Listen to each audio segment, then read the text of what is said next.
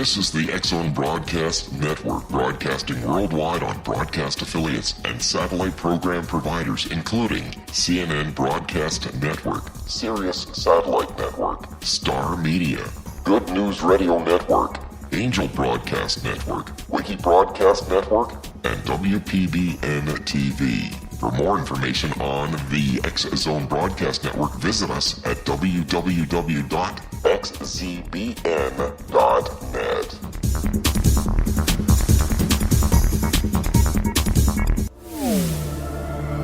The X-Zone Radio Show with Rod McConnell is largely an opinion talk show. All opinions, comments, or statements of fact expressed by Rod McConnell's guests are strictly their own and are not to be construed as those of the X-Zone Radio Show or endorsed in any manner by Rod McConnell, Relmar McConnell Media Company, the X-Zone Broadcast Network, its affiliated networks, stations, employees, or advertisers.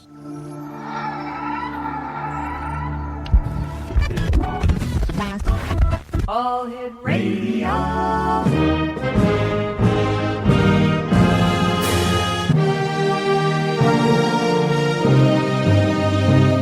Welcome to the X-Zone, a place where fact is fiction and fiction is reality.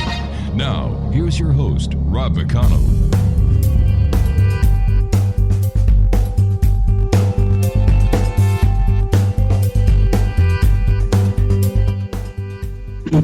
And welcome back to the X-Zone, everyone. I am Rod McConnell, coming to you from our broadcast center in Hamilton, Ontario, Canada. If you'd like to visit us online on all social media sites, X-Zone Radio TV, our radio website, xzoneradiotv.com, and of course, for the X-Zone Broadcast Network, xzbn.net. My guest this hour is Nicholas Parisi. He serves on the board of directors of the Rod Serling Memorial Foundation, a charitable organization dedicated to preserving and honoring Rod Serling's legacy. He is the author of the forthcoming Dimensions of Imagination, The Life, Work, and Mind of Rod Serling, which is currently being considered by several publishers. Nick spent much of the past 2 decades as a professional vocalist. His most recent band, The Sonic Revelation, released 4 CDs, all of which are available via iTunes and other online sources. First of all, Nick, welcome to the show. Thanks for joining us. And what is your fascination with Rod Serling? Thanks, Rob. Thanks for having me. First, I hate to do this to you, but I do have to correct you on one little thing, and this is something that gets done in the craw of Rod Serling fans. It is Serling, not Sterling. Serling, I'm sorry. There's no T. Yeah, I'm sorry. And believe me, you're not the first. Throughout his career, people constantly called him Sterling by accident and spelled it Sterling, but it's actually Rod Serling. So that's the first thing. But I'm sorry about that. But my fascination with Rod Serling, it began with the Twilight Zone, probably the same way it did with everyone else. When I was a kid watching the Twilight Zone, I was enthralled by it. I was hypnotized by it, and that's what started it. And basically, just over the years, I became more aware of everything else that Serling had written outside of the Twilight Zone, and just little by little, I just gathered information about all these other things, and I finally got to a point where I said, I want to write a book that accounts for absolutely everything that he wrote, because there's so many books written about the Twilight Zone, and for good reason, but hardly anyone has touched on his vast catalog outside the Twilight Zone. So I just went straight through his entire career and just wrote about every single show he wrote from 1950 all the way through his death in 1975, and it became a massive undertaking, and it's finally done, so I'm very happy with it and can't wait to get it out. Let me ask you, what inspired Rod Serling to write the kind of stories that the Twilight Zone was best known for? Well, he was, it's funny, this is part of what the book is about, is that, maybe some of your listeners may not know this, but Rod Serling was the most prolific and the most honored writer in television before the Twilight Zone. He had won 3 consecutive Emmy Awards for dramatic writing in 1956, 57, 58, or technically 55, 56, 57, and Twilight Zone started in 59, so he had written just straight drama, before the Twilight Zone, but he always had an interest in fantasy and science fiction and the occult and, extra, supernatural fiction, and he really, really wanted to do this. So he was more of just a fan, and Twilight Zone finally gave him the opportunity to work in that genre. So, so he was able to kind of, all these ideas that he had stirring in him for so many years that he couldn't get out on television, he was able to finally do on the Twilight Zone. So, and he was able to approach the Twilight Zone from he was able to write allegorically. He was able to address certain social issues that got him into trouble in the earlier years. And now he was able to do it in the Twilight Zone in a fantasy and science fiction context and get into less trouble for doing it that way. So it kind of was a multifaceted purpose that he had in the Twilight Zone. So tell me, why do you think, and I've just got under a minute before I have to go to my next break, why do you think that this Twilight Zone has passed the test of time? Well, I guess the simple answer is that it's good. That's the simple answer. Yeah. It is a very well written, well produced, well directed, well acted show, and quality does stand the test of time. But at the same time, it's also the fact that Rod Serling really was writing about timeless issues. He was not writing about gadgetry and about spaceships. It was always about the human beings inside those stories, and those stories last forever, regardless of what the time period is. All right, stand by. You and I have to take our first break. We'll be back in a couple of minutes. Nicholas Parisi is our special guest, X-Zone Nation. And when we come back, we'll be talking to Nick, and we'll also let you know how you can contact Nick and his website, where all the information that you'll need to further your knowledge, as well as, just find out more about this guy and the Twilight Zone on the other side of this break. Whatever you do, don't go away. We'll be right back.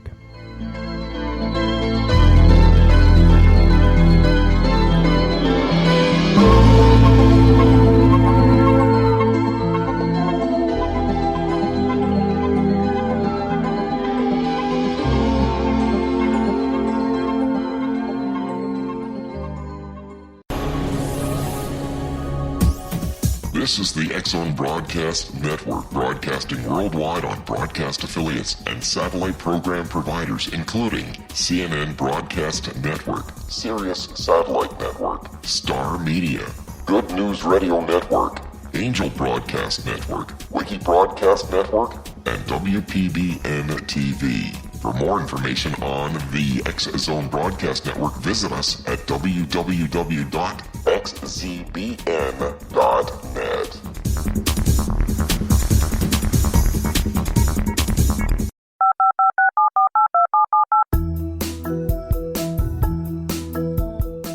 Did you know that when you're on the road with limited data or Wi-Fi, you can still listen to the X-Zone Radio Show with Rob McConnell, The Science of Magic with Gwilda Wiyaka, X-1, Dimension X, Space Patrol, and every minute of the X-Zone Broadcast Network by calling 213-401-0080, courtesy of Audio Now.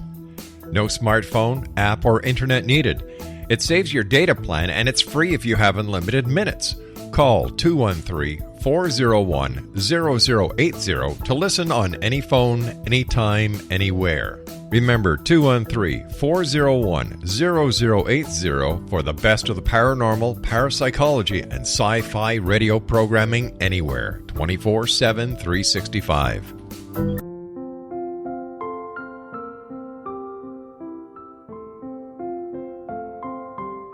I am Dr. Carl O'Helvey, founder, president of a new cancer foundation focusing on evidence-based physical, mental, and spiritual interventions, including natural cancer cures, prayer, meditation, affirmations, nutrition, and other related holistic cancer prevention and cure modalities.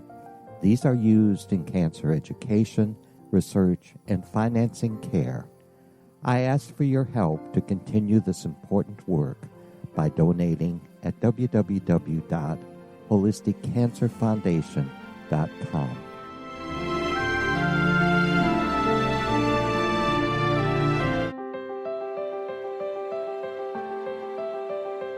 Wouldn't Wouldn't you love to know the secret to everything? I'm Dr. Kimberly McGeorge, and on The Secret to Everything, we will merge the practical with open investigation into all realms of the mysterious. We will talk to cutting-edge alternative health practitioners, those who inspire and motivate you in business and life, and of course, we will share stories of the paranormal, conspiracy, and cryptozoology. You will transform because of the frequency I carry, the frequencies my guests carry. Life may never be the same after you listen to this program, for the secret to everything is for you, the listener, for those who desire more in every area of their lives and believe that it can still be found. Listen and discover thesecrettoeverything.com.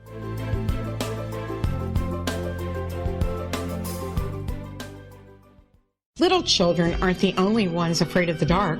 Millions of soldiers return from war zones with PTSD, anger, frustration, fear, and loneliness, much of which surfaces during the darkness of the night. You have the chance to change the lives of these American heroes. Songs and Stories for Soldiers.us provides free MP3 players for these men and women. With a list of 3 million songs in 16 different styles, 100,000 audiobooks, and 30,000 old-time radio programs, every veteran can find something to soothe and comfort them at no cost. All our players contain an 8-hour audio program designed to help veterans fall asleep. With 1,500 plus vets now participating, it's our goal to deliver 10,000 audio players this year. Go to our website at songsandstoriesforsoldiers.us. Help us help a veteran make it through the night.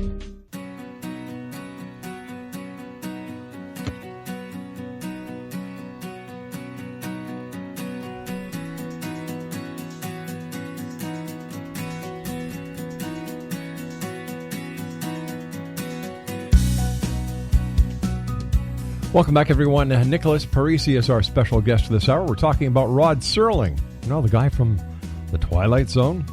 Now, if you'd like to find out more about Rod Serling, you can visit www.rodserling.com and a Facebook page that has been put up by our guest this hour, facebook.com/Rod Serling Dimensions. And Nicholas's music is available on iTunes. There you go. Okay, so what is your favorite episode or genre of Twilight Zone movie? Is it the extraterrestrials? Is it the mysteries? Is it the... Well, I think, my favorite genre of the Twilight Zone, and it's good that you put it that way, because the Twilight Zone does cover a lot of different areas of imaginative storytelling. I mean, there are ghost stories, there are horror stories, there are straight science fiction stories, there are all sorts of things. I guess my favorite type, though, is the Rod Serling kind of heartfelt, nostalgic stories. He had a great nostalgia for his hometown of Binghamton, New York, and it came out in his fiction and through the Twilight Zone and in plenty of other things constantly. And one episode in particular, Walking Distance, which starred Gig Young as a stressed out New York executive who just has to get out of the rat race, and he finds himself suddenly in his old hometown, and he meets himself as a little boy. He's gone back in time. That episode was probably, I was going to say probably Serling's favorite, but that's certainly one of my favorites. There's also another one that's kind of a companion piece to that one called A Stop at Willoughby, which is the same kind of idea of a stressed business executive who gets on a train every day to go home from work, and he dreams of a place called Willoughby. It's a turn-of-the-century town where he can just slow down, and they call it a town where he can slow down to a walk and live life full measure, and he finally at the end gets off at Willoughby and escapes his stressful life. Those are my favorite of the genre, but if I had to pick one particular episode, strangely enough, it would not be one that Rod Serling wrote. It was actually one that Charles Beaumont wrote. He was another contributor to the series, and he wrote an episode called The Howling Man, which I think was just one that really just grabbed me when I was a kid. It's about a traveler in Europe who gets caught in a storm, and he takes shelter in a monastery. And that night he hears howling in the monastery and goes to follow where it's coming from. And it turns out that these monks, so to speak, have what they consider to be the devil is trapped in they have him captured in a cell. And he, of course, doesn't believe them, and he lets the man out, and it turns out, of course, he is the devil, and he lets the devil out, and he spends the rest of his life dedicated to trying to recapture the devil to make up for what he did. That episode just kills me. I've probably seen it 50 times, and it's just it really just it hypnotized me when I was a kid, and I still love it to this day. Well, what do we know about Rod Serling and his beliefs on the paranormal? Well, he wasn't necessarily a believer, but he, his widow, Carol Serling, was asked this question often, and I think she probably gave the best answer to it. When asked that, she said he wanted to believe. He sincerely wanted to believe. He wanted to believe that, that we had been contacted by aliens, or that, he wanted to believe in ESP, but he didn't have any practical experience with it, so he was skeptical. He was a practical guy, and if he had some evidence of it, some real hard evidence, he would have believed it. And to some extent, in the early 70s, he actually narrated a documentary called In Search of Ancient Astronauts that you might be aware of. Yeah. And based on the Von Daniken book, and then he also did the follow-up, which was In Search of Ancient Mysteries, and he did a couple of other UFO kind of documentaries, but he did buy some of that theory, the ancient astronauts theory, because he kind of bought the evidence that was at least the evidence that was coming out at that time. So he enjoyed it. He was interested in it, and but he didn't really believe it. And he had another funny reaction to that question. He said, I don't really necessarily believe the things that I write, in the sense that I don't believe that there's actually going to be a ghost at the top of the stairs when I, turn off the light. But at the same time, if I go up into the attic, I want the light on, because if just in case ghosts do come, they don't, they'll come in the light so they don't trip down the stairs. So he, intellectually he didn't buy it, but he did say, hey, there's something, when I drive past a certain graveyard, Sure. I get the little fishing up my arm. So he did believe in that kind of reaction to it. What do you think Rod Serling would say if he was around today with all the information that is accessible on the internet? Well, I think that the first thing he would say is I think he would be tremendously disappointed at how we waste it. Yeah. I think he would be amazed at the capacity and the potential of it, and just saddened by the way that we use it to share nonsense. Rod Serling was a big believer in communication. He believed that communication was the key to everything. It was the key to, breaking down divides between people, between countries, between religions and races. And he believed in communicating. And I don't think we communicate enough on social media and, other venues that, to do the things that Rod Serling would think we are capable of doing now with this great technology. He would use it, though. I've often said that the internet is the largest septic tank ever made by humans, because there's more crap in it than there is anything else. I can't argue with that. Yeah. No. What's your take on the paranormal, UFOs, things that go bump in the night? Are you a believer or are you a skeptic? I'm definitely a skeptic as well. Again, similar to Serling, I have I've never seen a UFO. I never, so I don't have any knowledge of it personally. I'm open-minded to evidence and that kind of thing, but I'm definitely am a skeptic. At the same time, I do believe in the idea, the simple idea that scientists have been saying forever, that hey, the universe is a gigantic place, an infinitely gigantic place. So the idea that we are alone in the universe is kind of unlikely when you take into account all the area we're talking about. Sure. So I do believe that, but I don't think we've actually been visited yet. That's for sure. What kind of inspiration do you think that Rod Serling had on Gene Roddenberry when it came to the creation of Star Trek? I don't think he had much influence on him, but they were friends. Roddenberry and Serling were fairly close friends. In fact, Roddenberry delivered one of Serling's eulogies in 1975 at his funeral in Los Angeles, and Roddenberry certainly admired Serling, and it probably was mutual. Star Trek, of course, was more science fiction than the Twilight Zone was, on a weekly basis anyway. And there were other shows, of course. There were the Outer Limits, that was maybe a little bit closer to the Twilight Zone. But Roddenberry, one thing Roddenberry, I think, did that Serling tried to do, at least in the beginning, is that Roddenberry hired a lot of really good science fiction writers to write on the original Star Trek. I mean, he went out and got, some of the writers that Rod Serling had approached as well. I mean, Richard Matheson wrote for both Twilight Zone and Star Trek. George Clayton Johnson wrote the Man Trap, which was the original pilot or the second pilot for Star Trek. He also wrote several episodes of the Twilight Zone. So they shared a lot of writers, and in that way. But I don't think that Twilight Zone was a direct influence on Star Trek, though. No. During the research and the writing of your book, Dimensions of Imagination, what was the most startling information that just shocked you when you found it out about Rod Serling? Good or bad? Yeah, that is a good question. How long do we have? We've got another 40 minutes. Okay. All right. Well, shocking. I will be honest that I didn't find anything that was absolutely shocking because I've devoured every scrap of information about Rod Serling for so long before I had written this book. So nothing was particularly shocking. But I will give you one, or I'll give you a couple examples. Sure. One is that I discovered something that's going to be discussed in this book for the first time ever, and that is the first time that Rod Serling ever tried to address the issue of racial prejudice on television was in 1952, not in 1956, as most people who follow Rod Serling believe. I'm probably jumping ahead of myself, but Rod Serling got into a lot of trouble when he tried to dramatize the Emmett Till case. And I know you're in Canada, maybe you're not so familiar with the Emmett Till case, but the Emmett Till case was a lynching incident in Mississippi in 1955.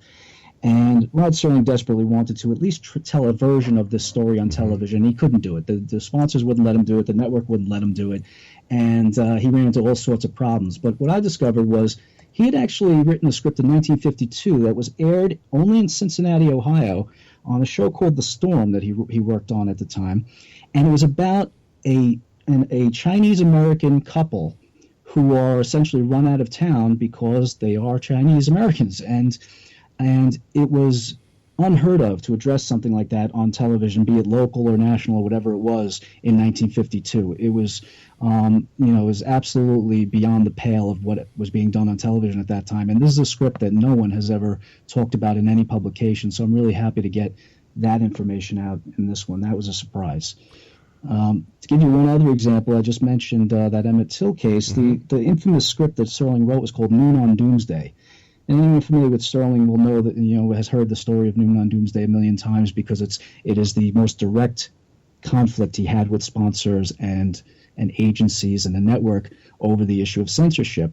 But again, one thing I found in this book that's going to be published for the first time is I located the very first draft of that particular script, which has not been discussed in any other publication. And it turns out that the very first draft of this script, before the network ever got a hold of it, is not particularly different than the one that aired.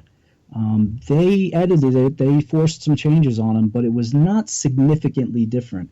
So the story of Noon on Doomsday and the changes that were made to it is not quite exactly what Serling and other sources have said all along. It was much different, and I spell it out very, very succinctly in the book, and that's something I think readers are going to be shocked by reading it. Are there organizations like there are for Star Trekkie fans, Trekkie conventions? Are there conventions for Rod Serling as well? Well, it's funny you asked that because I just had a meeting of the board of directors of the Rod Serling Memorial Foundation last week, and that is something that we have on the table now. We are planning a Rod Serling / Twilight Zone convention we're certainly planning one for October of 2019. It sounds like it's far away, but that is going to be the 60th anniversary of the Twilight Zone's debut in October of 1959. So we're planning a big convention for October of 2019 in Binghamton, which is his hometown in New York. But we are also planning another smaller event much earlier than that, possibly later this summer, actually.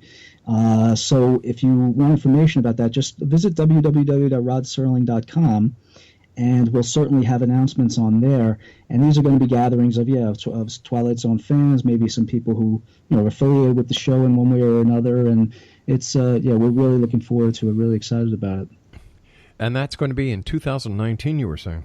Yeah, October 2019. But as I said, I think we're going to try and get something together that's a little smaller, a little more casual, much earlier than that. So we're hoping to shoot for possibly this year. All right, stand by. I've got to take my news break at the bottom of the hour. X-Zone Nation, Nicholas Parisi is our special guest this hour. And if you'd like to join Nicholas on Facebook, it's facebook.com/Rod Serling Dimensions. And you can find Nicholas's music on iTunes with the band Sonic Revolutions. And Nicholas and I will be back on the other side of this break as we continue here in the X Zone from our broadcast center in Hamilton, Ontario, Canada. Don't forget, for all the other great programming we have available for you on the X Zone Broadcast Network, 24/7, 365, visit www.xzbn.net.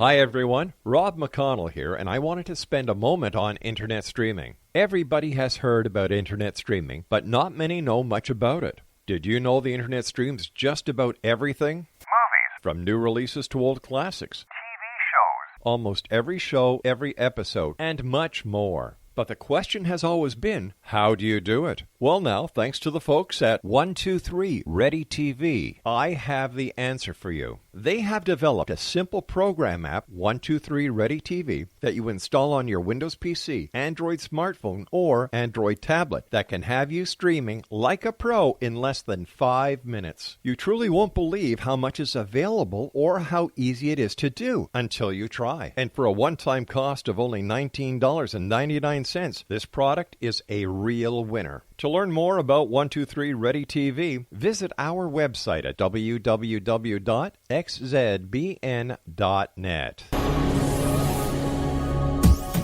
This is the X Zone Broadcast Network, broadcasting worldwide on broadcast affiliates and satellite program providers, including CNN Broadcast Network, Sirius Satellite Network, Star Media, Good News Radio Network, Angel Broadcast Network, Wiki Broadcast Network, and WPBN TV. For more information on the X Zone Broadcast Network, visit us at www.xzbn.net.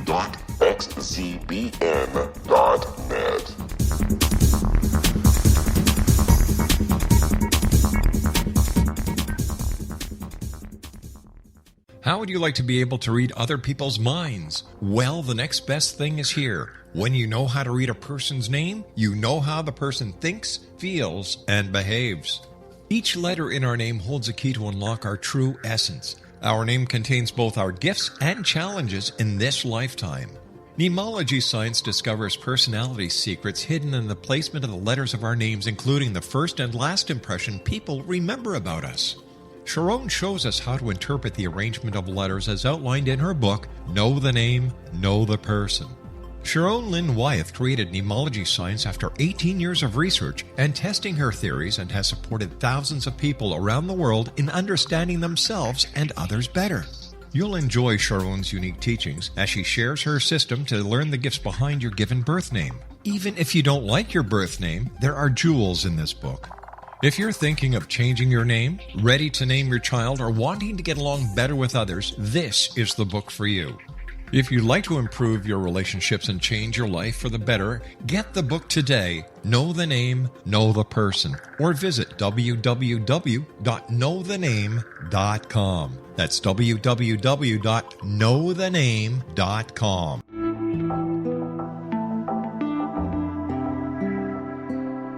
Take a step back in time and discover old Florida cuisine at Marsh Landing Restaurant in Fellsmere, Florida. Enjoy delicacies such as frog legs, gator tail, catfish, and swamp cabbage, or enjoy the more traditional cuisine such as hand-cut Angus steaks, ribs, and seafood. Join us for breakfast with a southern flair featuring sweet potato pancakes, biscuits and gravy, and much more. Planning a party? Marsh Landing's private dining rooms can accommodate groups from 8 to 80 people. While you visit, enjoy the historic pictures, artifacts, and stories that line the walls. Marsh Landing is truly a unique experience. Marsh Landing Restaurant, 44 North Broadway in historic downtown Fellsmere, or visit marshlandingrestaurant.com. Marsh Landing, old Florida cuisine at its best.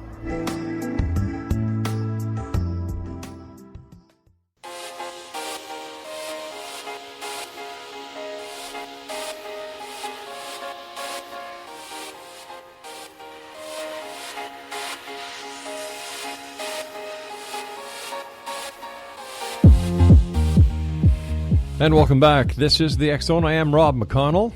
Nicholas Parisi is our special guest this hour. We're talking about Rod Serling. And if you'd like to find out more information about Rod Serling, here's a couple of websites. RodSerling.com. That's RodSerling.com.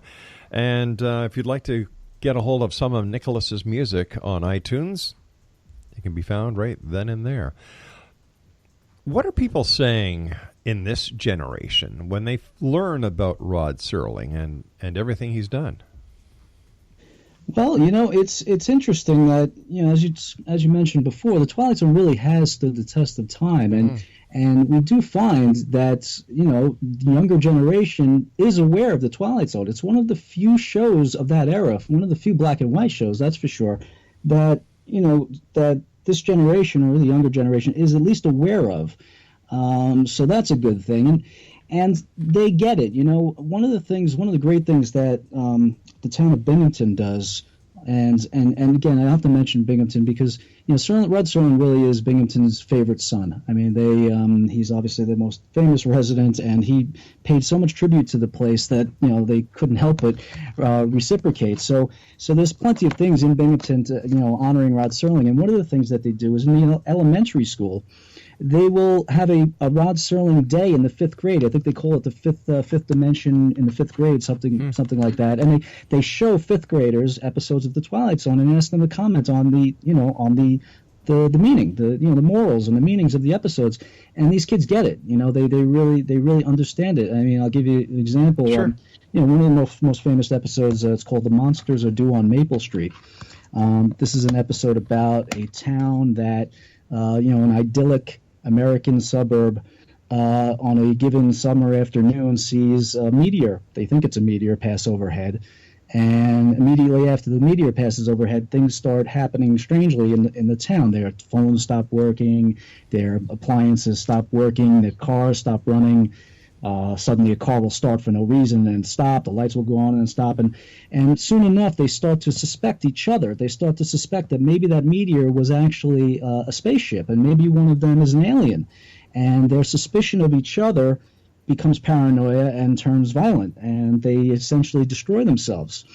And at the end of the episode, of course, you find out that, there were aliens, but they weren't here. They were up in a spaceship, and they were watching us, and they discovered the best way to destroy us is to have us destroy ourselves. It's by just messing with our machinery or whatever it may be and having us turn on each other. And they would ask the 5th graders, who are the monsters in this episode? And 5th graders would invariably say, we're the monsters. And so they get it. So the younger generation, I think, does get it. And of course, there are always talks about a new Twilight Zone series and a new Twilight Zone movie, and so that will make another generation even more aware of it as well. What about Night Gallery? What was Serling's relationship to a show like that? Well, Night Gallery was essentially the last show that Serling did, and Night Gallery is well. First of all, I'll say this: Night Gallery consisted of 99 segments. The episodes were generally an hour long, and they were broken up into either 2 or 3 or even sometimes 4 segments. So they were all various lengths. But Serling wrote 38 of the 99 segments, so he wrote a lot of it. I mean, he wrote well more than a third of the almost 40% of the show.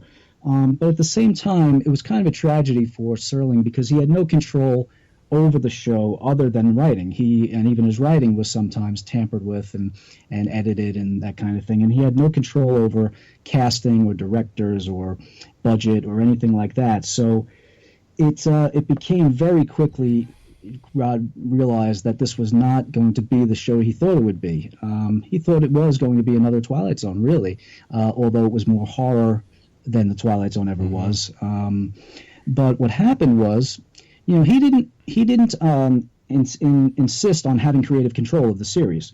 And years afterward, people would constantly ask him, why didn't you insist on having creative control? And he would give lots of different answers for that. And none of them were particularly honest, to tell you the truth, because the honest answer is he didn't want creative control of the show because he had been through the ringer on Twilight Zone. He had worked 16-hour days, 6 days a week for 5 years, and he never wanted to go through that again. So he was hoping to kind of have his cake and eat it too. He thought that Rod Serling's Night Gallery, which was the whole title, it was his name on it. It was his name on it. He created it, so he thought he would have some prerogatives in terms of control of it. And the problem was that they hired a producer by the name of Jack Laird. And Jack Laird and Rod Serling just never saw eye to eye on anything from day one. They just never hit it off personally or professionally, and they butted heads just constantly throughout the show. So Serling ended up with very little control of the series. And in my view, Serling wrote some brilliant, brilliant stuff for it. There are a couple of episodes he wrote that are just as good as anything he ever wrote. One particular, The Messiah on Mott Street, it's called. It's a Christmas/Hanukkah fable about an old Jewish man who is he's visited by the angel of death, and he wants to stay alive for his grandson, and it's just a beautiful and beautifully written story. So he wrote some great stuff for it, but it was a constant frustration for him because he just didn't have the control that he hoped that he would have on it. Sounds like a movie that Anthony Perkins and I forget the name of the other. Anthony Perkins played the very prominent businessman, and the other person played the dark angel that had come to take Anthony Perkins, but because there was a grandson involved, he was the angel of death allowed Anthony Perkins a little bit of a leeway, and I can't remember. I'll have to look that one up. Yeah, no, I hadn't heard of that one. What do you think, based on the research you've done, was the largest contribution to humanity that Rod Serling made, and why? Well, Serling was, he was concerned. It's a gigantic question, but Rod Serling actually was concerned with something like that. I mean, he believed that as a writer, it was his job to contribute to something to humanity. In fact, Rod Serling went to Antioch College in Yellow Springs, Ohio, and Antioch College is a famously progressive college, and one of its first president was an educational reformer by the name of Horace Mann. And Horace Mann, his most famous quote was, "Be ashamed to die until you have won some victory for humanity." That was his quote, and he said that to the graduating class of the first Antioch graduating class, and shortly afterward he died. And that quote has been repeated to every graduating class ever since then. And Rod Serling believed in that. I mean, he brought that into a Twilight Zone episode called "Changing of the Guard," which is about a college professor who doubts that he has made some contribution to humanity, and he contemplates suicide because he hasn't. So Serling took that seriously, and I think, if anything, I mean, it's impossible not to watch almost anything that Rod Serling wrote and not just get the keen sense that he cared about humanity greatly, deeply. He wanted so much better for us all, and if there's anything that he contributed, it's just that idea of empathy, of caring about your neighbor and caring about someone who doesn't have anything in common with you. This just comes up constantly in his work, not just even in a racial standpoint, because he was very, very disturbed by prejudice in all forms. But he just that idea that we are all connected, we're all in this together, and that is a contribution to humanity, no matter how you say it, no matter what venue it's in, what media it's in, or what have you. By the way, the name of the movie is Meet Joe Black, and yes, that was remade not too long ago, right. What kind of family man was Rod Serling? Well, he has two daughters who are still around. Anne Serling is his youngest daughter. She wrote, I should plug her book because she wrote a memoir called As I Knew Him, My Dad, Rod Serling, and it's a beautiful, beautiful memoir, beautifully written piece about growing up with her dad and what he was like. And he was married to the same woman for 25 years. He met Carol Serling at Antioch College when they were both students there, and they were married till the day he died. And, he was if you read Anne's book, you'll certainly get a picture of it, that he was certainly an incredibly busy man, working on all these shows and doing all this stuff. I mean, he didn't just write, he was doing commercials and voiceovers and producing and everything else. So he was incredibly, busy. But But at the same time, he loved his daughters. He loved animals. He loved dogs. He was a big dog guy. I mean, they always had dogs in the family. And he loved his family, and that's obvious again from reading Anne's book. You could see the dedication that was there. Although Rod Serling is best known for The Twilight Zone, what other books did he write, and what are the topics of those books? Well, in terms of books, I mean, it's funny you mentioned that, because most people, they do say, why didn't he write any books? Well, he did write some books. He wrote, his first book was a collection of scripts called Patterns, and that was, named after his first breakthrough success, Patterns, which was an episode of Kraft Theater in 1955 that literally made him a star overnight. It's hard to describe now what that particular script did for him. You'd think I was exaggerating if I told you, but back in 1955, in the days of live television, it was like a Broadway play opening to rave reviews and then never being seen again, because it was live TV. And so the days afterward, people were raving about this play, Patterns, and to the point where they actually had to re-perform this play a couple months later. And that was unprecedented in live television. To get the same cast together to re-perform a play on TV was unprecedented, and that's what the reaction to the show was. And Serling said, after 1 second after that play went off the air, my phone started ringing and it never stopped. So that's the first book, and then he wrote a book called The Season to Be Wary, which is the only book of actual original fiction he ever wrote. That's 3 long short stories in that one book, and that was used as the basis for the Night Gallery pilot movie. But he wrote so much else out of the Twilight Zone that is one of the reasons why I wrote this book, is that I wanted to, maybe shed some light on some of these things. Requiem for a Heavyweight was his favorite. That was made into a feature film starring Anthony Quinn, and that was originally a Playhouse 90 episode starring Jack Palance. He wrote a script called The Rack. The movie version starred Paul Newman. He co-wrote Planet of the Apes, the original Planet of the Apes. A lot of people don't realize that, but he co-wrote that original screenplay, based on the novel, of course. So there was a lot of other stuff outside of the Twilight Zone that he wrote that people aren't necessarily aware of, that I hope to shed some light on in this book. You and I have to take our final break for this segment. First of all, Nick, thanks so much for coming on and sharing Rod Serling with the world tonight. When we come back, I'd like to talk about your book, and your aspirations. How's that sound? Sounds great. All right, Exo Nation, Nick Parisi is our special guest. For more information on Rod Serling and the Rod Serling Foundation, www.rodserling.com. And Nick Parisi's music can be found on iTunes. Just in the search engine on the top of the page, just type in Nick Parisi. And Nick and I will be back on the other side of this break as we wrap up this hour here in the X Zone from our broadcast center in Hamilton, Ontario, Canada. Don't forget, if you'd like to get the app that will allow you to, take total control of all your audio, your video, pictures, so much more, just visit www.123readytv.com. I'll be back on the other side of this break. Don't go away.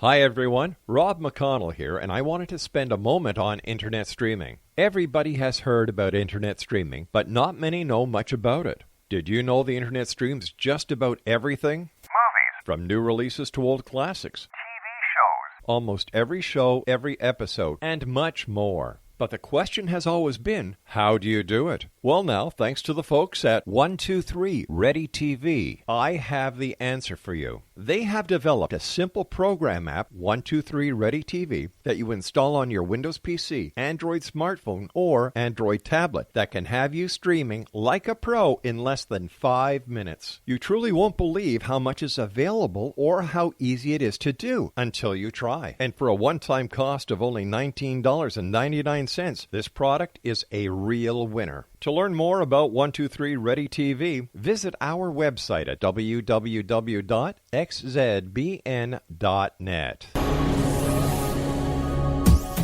This is the X-Zone Broadcast Network, broadcasting worldwide on broadcast affiliates and satellite program providers, including CNN Broadcast Network, Sirius Satellite Network, Star Media, Good News Radio Network, Angel Broadcast Network, Wiki Broadcast Network, and WPBN TV. For more information on the X-Zone Broadcast Network, visit us at www.xzbn.net.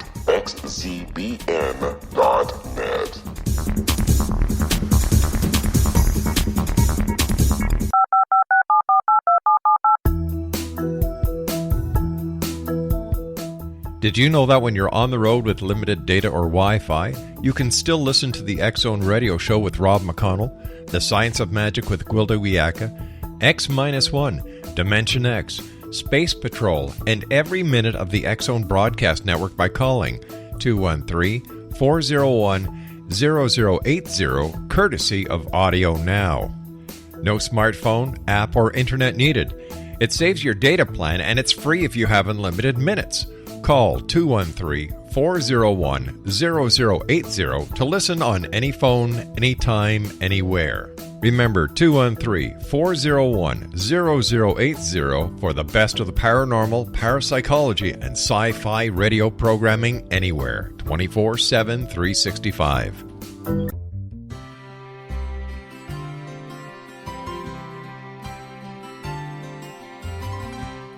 True healing must address 4 levels: physical, emotional, mental, and spiritual, for us to live joyful and productive lives. We tend to treat 3 of the 4, leaving the spiritual languishing. If you're tired of the same dysfunctional patterns cropping up in your life, Soul Balancing is for you. Trixie Phelps, owner and founder of Soul Balancing, is a naturally gifted energy healer trained in numerous esoteric forms, including shamanism. Trixie has created a powerful modality that safely and effectively clears your energetic field. A Soul Balancing session can remove interference, heal trauma, and restore your hope. Contact Trixie for a life-changing long-distance session today, www.soulbalancing.world.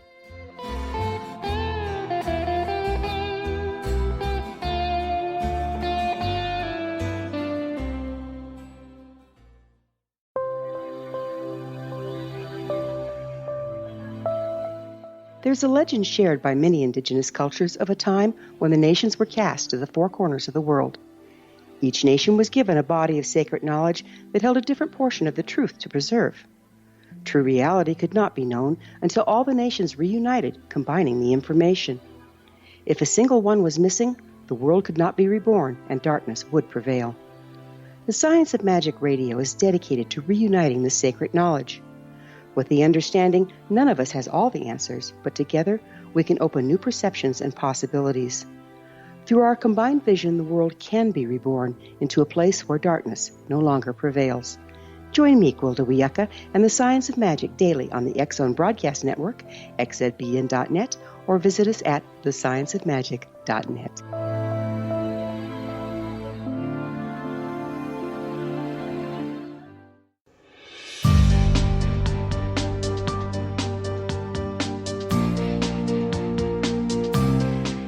Well, X-Zone Nation, tonight is one of those nights where you learn from a guest. Well, we learn a lot of things from all our guests, but this one here is telling us so many things about Rod Serling that very few people really know. His name is Nick Parisi. He's the author of a new book that is coming out entitled Dimensions of Imagination, The Life, Work, and Mind of Rod Serling. Now, for information about the book, please visit his Facebook page at facebook.com/Rod Serling Dimensions.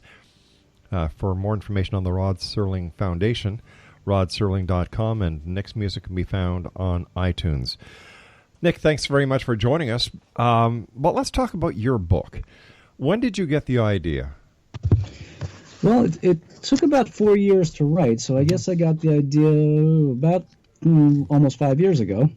But yeah, I guess it was about 5 years ago, and I think what sparked the idea originally was, like I said earlier, I was looking into all of these different lesser-known shows that Serling had written, And I just wanted to get information on them. Really, this started with a very modest goal. I just really wanted to gather information about all these particular shows, meaning, correct titles, correct air dates, cast, director, that kind of stuff, and a correct synopsis. One of the things that I found was in other books, they would always mention titles of things Serling wrote, and they would, mention a quick one-line synopsis of the story, and they were often wrong, as I found. So I wanted to get everything correct. That was the first thing.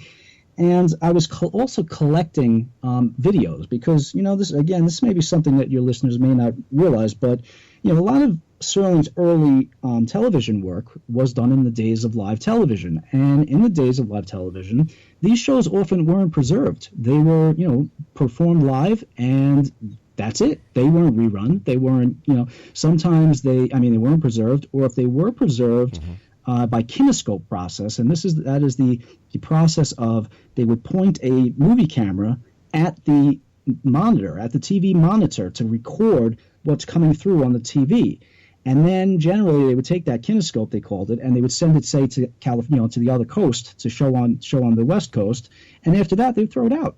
They would throw it out, or they would put it in a warehouse, and then years later they would throw it out because they had to make room for other films. So what I was finding was a lot of Serling's early work is just sadly no longer available.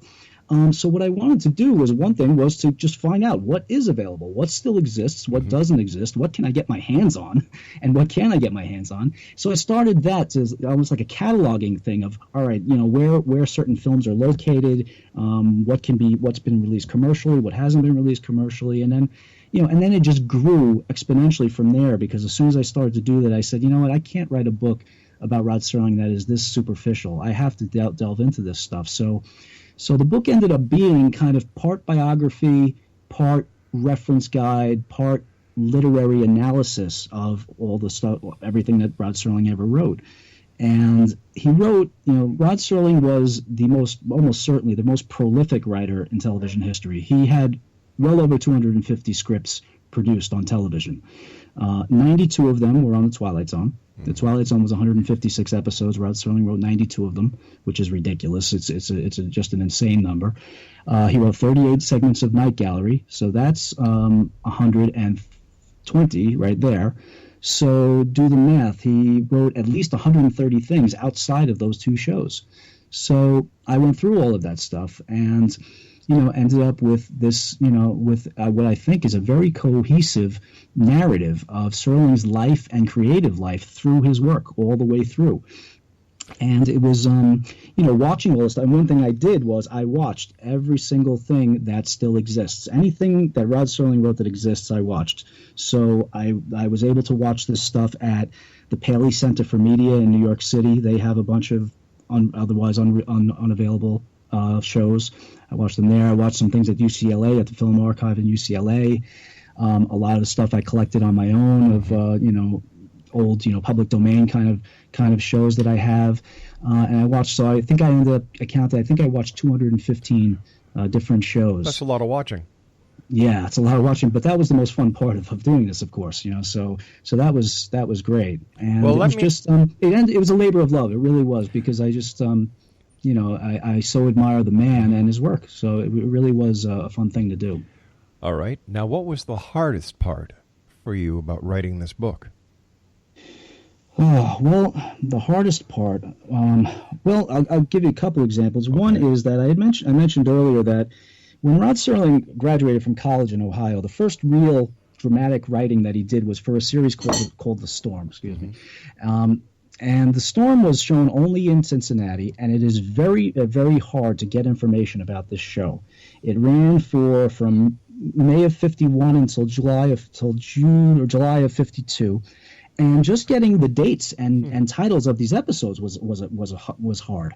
It was difficult to track these things down. I mean, the scripts weren't in the archives. I went to Serling's archives. I can talk about that. But it was very hard to track down all that information. And I'm very happy that I was able to essentially get, at least all the episodes, all the titles, all the dates, and most of the synopses for those episodes. So that was really, really hard.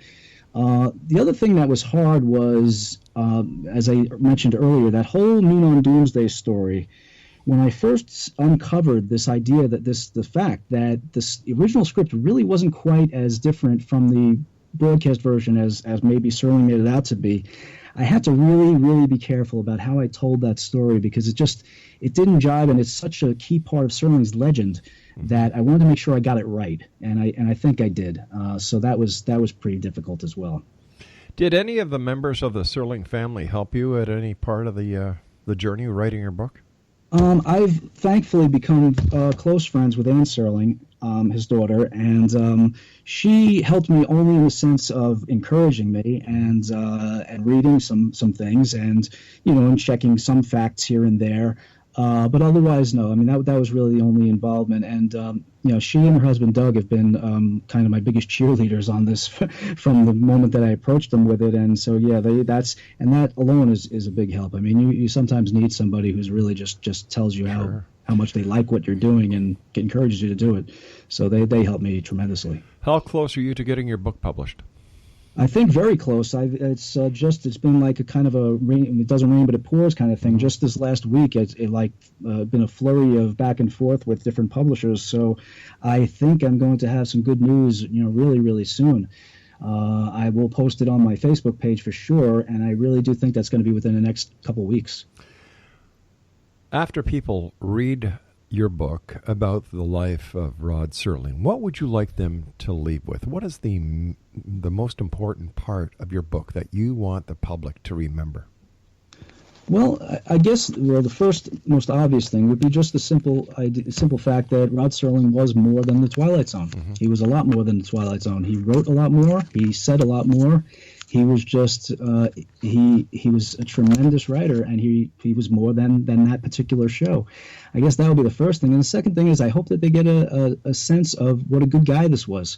I can tell you, I went through. Serling has several archives around the country, and some of them are just filled with correspondence and letters and everything. And I feel like I essentially went through Rod Serling's dirty laundry, and I came back admiring him even more. And so when you can do that and say, I came out saying this, I admire this guy even more than I did when I started this, that's saying something. So I hope people will get that admiration secondhand from reading my book.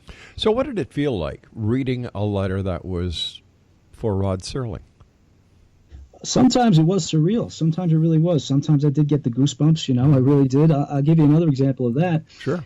There's another thing that people don't know, and I talk about in the book, is Rod Serling tried several times to redo the Twilight Zone. He wanted to continue the Twilight Zone. He really did.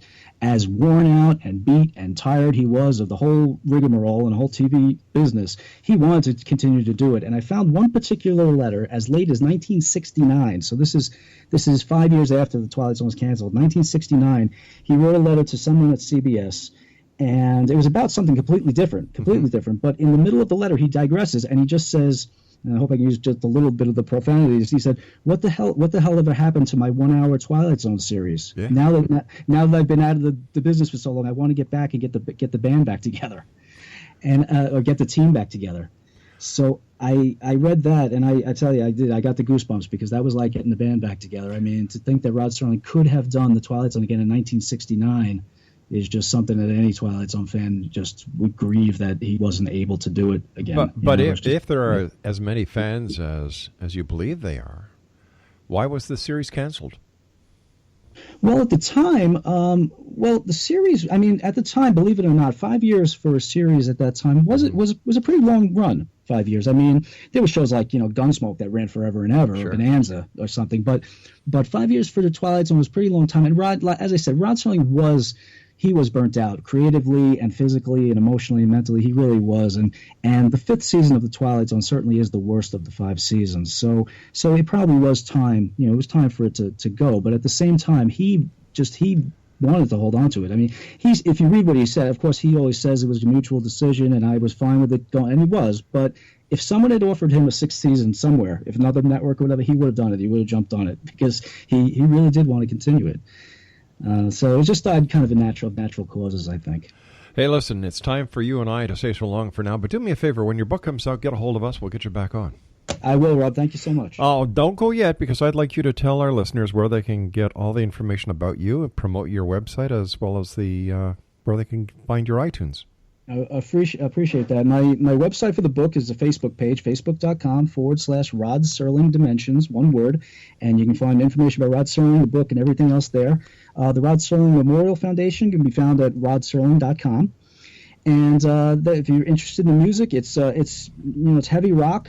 The band was called the Sonic Revolution, and you can check that out at iTunes.com. Just type in the Sonic Revolution, and you'll find any of our 4 CDs on there, and that'll be great. Listen, thanks so much for sharing your time with us, Nick. I really appreciate it, and I look forward to the next time you and I meet back here, not in the Twilight Zone, but in the X Zone. Take care, Nick. Thanks, Rob. Bye-bye. I'll be back on the other side of this news break as we continue here in the X Zone from our broadcast center in Hamilton, Ontario, Canada.